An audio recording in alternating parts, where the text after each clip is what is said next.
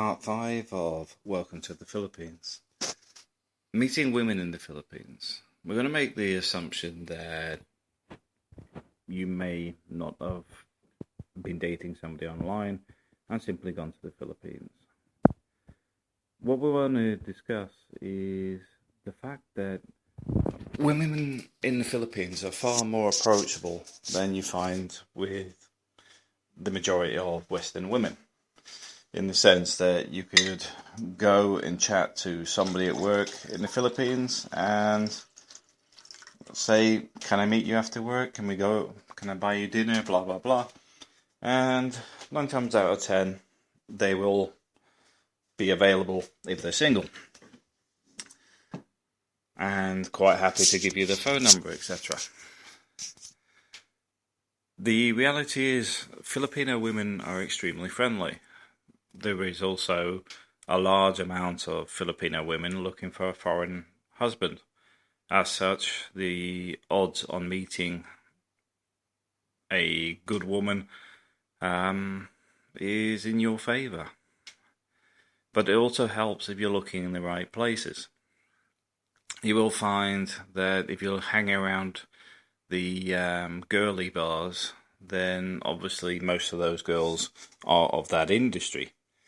But if you're going to places like shopping malls or people around where your hotel is, there are people that live there. That's their community. That's their life, their livelihoods, etc. And I personally recommend looking for people that actually work, purely because they have a work ethic. There's a lot of people around in the Philippines that don't have a work ethic. They're quite happy to live off other relatives, etc. And as such, in a relationship with them, they're nothing but a burden.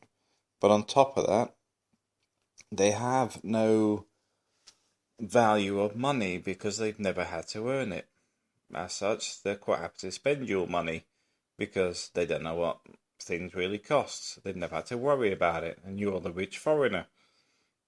So you can get roped into spending money on stuff that A, is expensive, but B, there's no association with how much effort's gone in to receive that. I will make the money to make the purchase. So I recommend just communicating with people locally.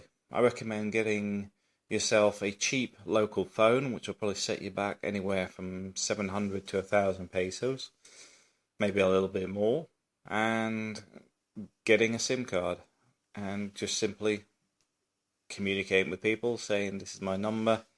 Don't have to tell me now, but if you want to meet up later after work or something, here's my number, and you feel free to text me. That way there's no obligation for you pushing on them whether they should contact you or not. Because I know a lot of expats will actually say, give me your number, which I find a bit rude and not really the right approach. If they'll contact you, they'll quite happily text you within about 10 minutes if they've got their phone with them. A lot of them do not carry their phones during work hours, or they've got them in their locker because of security issues.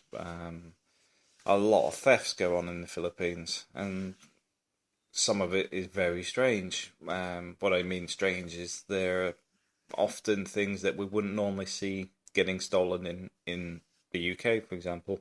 Things like rice. So there is a bit of higher security for many things purely because people don't trust each other. And they have a good right not to, because it is a common problem.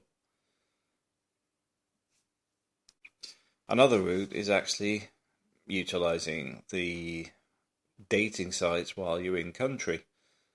You'll actually get rid of a lot of the scammers quite quickly by saying you're in Manila, you're in Makati or whatever, because they're only after the cash in the first place, knowing that you're less than a few miles away from them.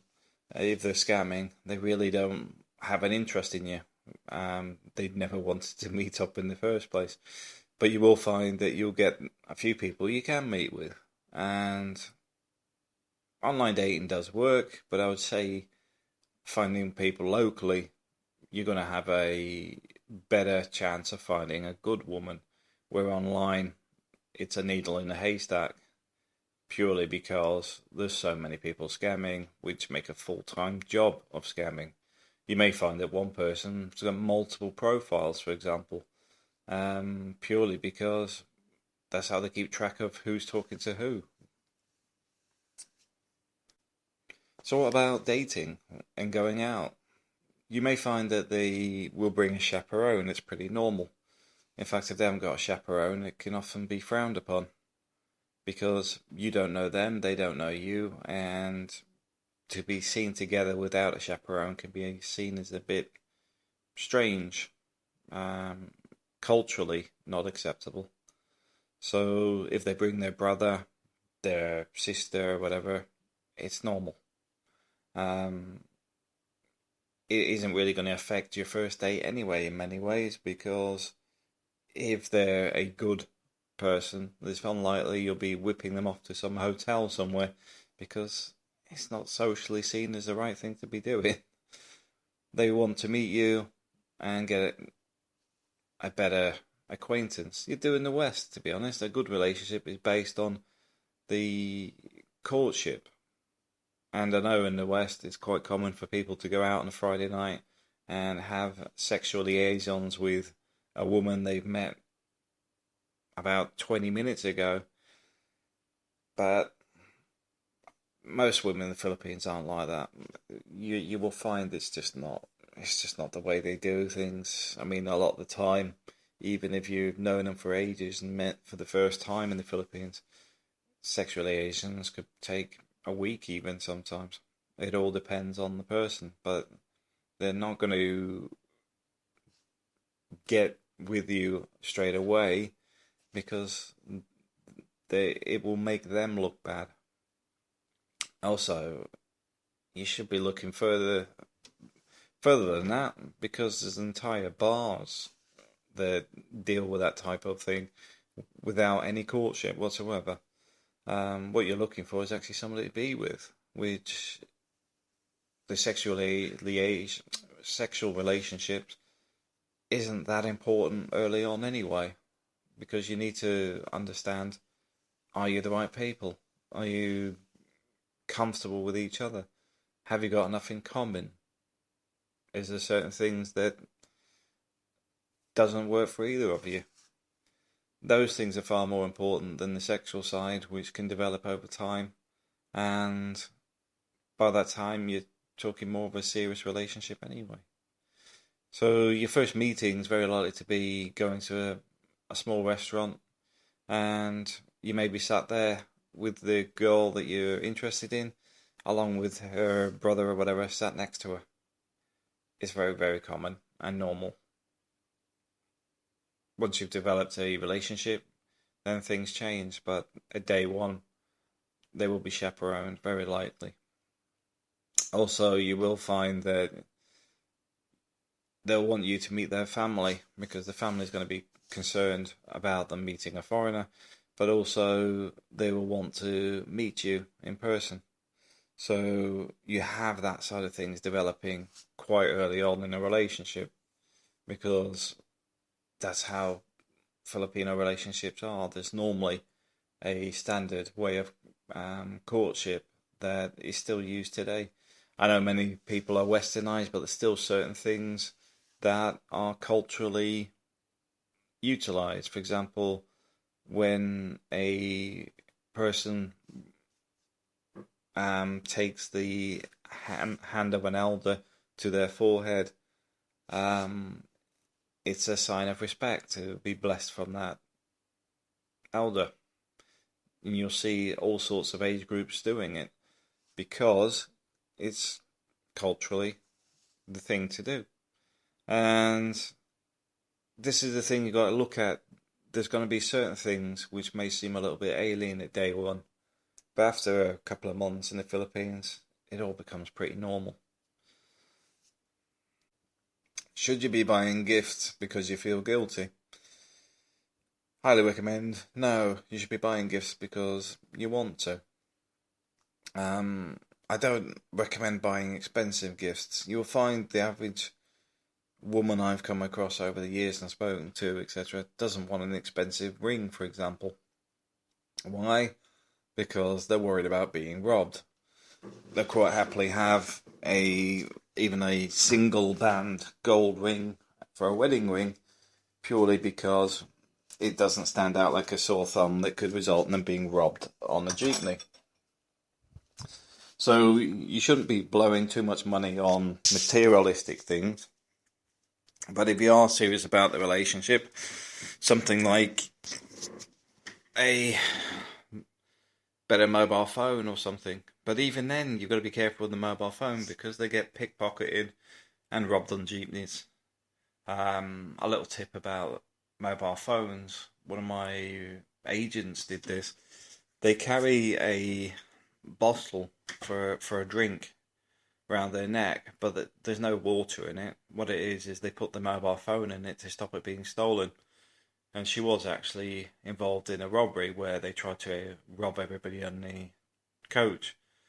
Sorry, not on the coach, on the jeepney. But she just simply said, I've only got 20 paces with me for my ride. I haven't got anything else. They didn't see her phone because it was inside the bottle. So it is ways and means to keep things concealed. But you will find that you don't need to be spending a lot of money, especially early on. You're probably more likely to be spending it on something like a laptop later, or doing what I do, which is basically leave the laptop I brought with me, because it's often cheaper than buying one in country. The laptop's an important one because it means you keep communication when you go back to the West. And saves your partner having to find an internet cafe at different times of the day because of the time zone difference. So my best advice for meeting women is quite simply, they're everywhere. You don't have to be doing it online, and many people have found their partners by just moving to the Philippines, because people approach you all the time. I remember an airsoft match that we were having in a neighbourhood where I think it was 3 or 4 women had seen that I'd arrived being a foreigner and decided to come and introduce themselves. They were quickly shooed away from the other wives within the airsoft group. But it is very common for people to make themselves available. So it's not really a struggle to find somebody. The hard bit's finding somebody that's a good match. Welcome to the Philippines, part 5. Thanks for listening. If you liked the video, please like and share.